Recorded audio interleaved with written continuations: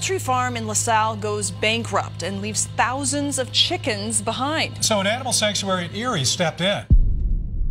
3 years ago, we got a phone call of a local, quote, humane industry where chickens were raised for meat.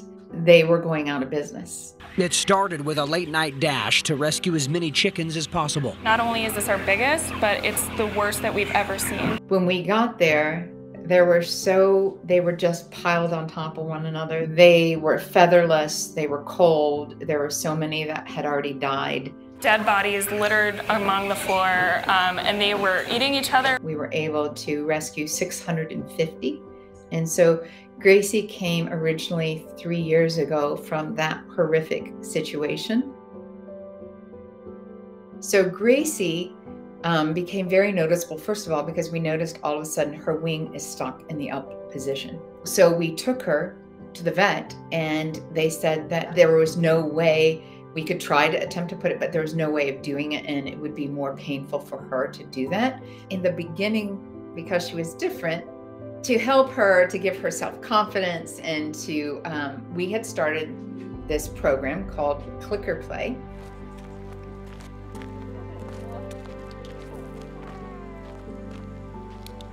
So when they do a behavior, right, that is what we're looking for, we do a click. So it gives them a common language to know, and then they're rewarded to know, oh, that's what they mean. No, she would ring it without me saying that.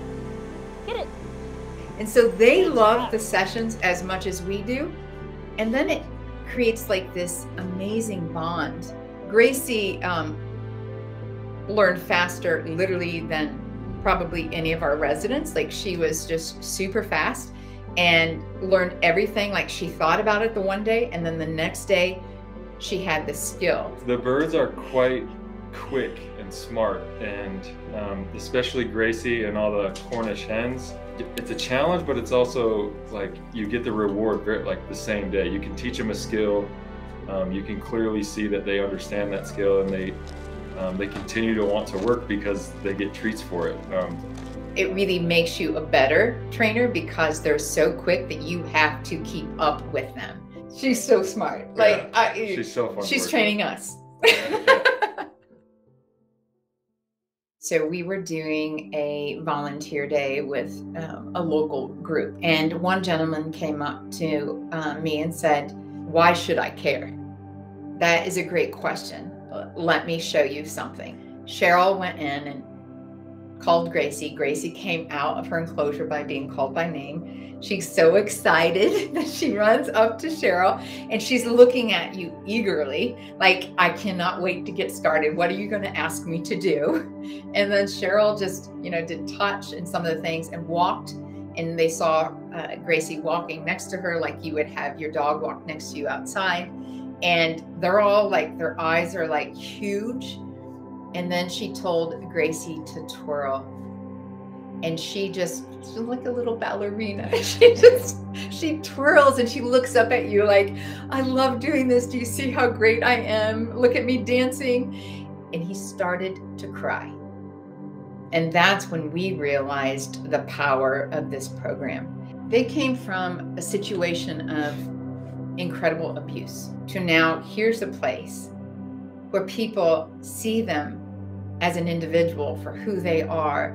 We wish it could be all chickens in the world, but it's not, and we're hoping that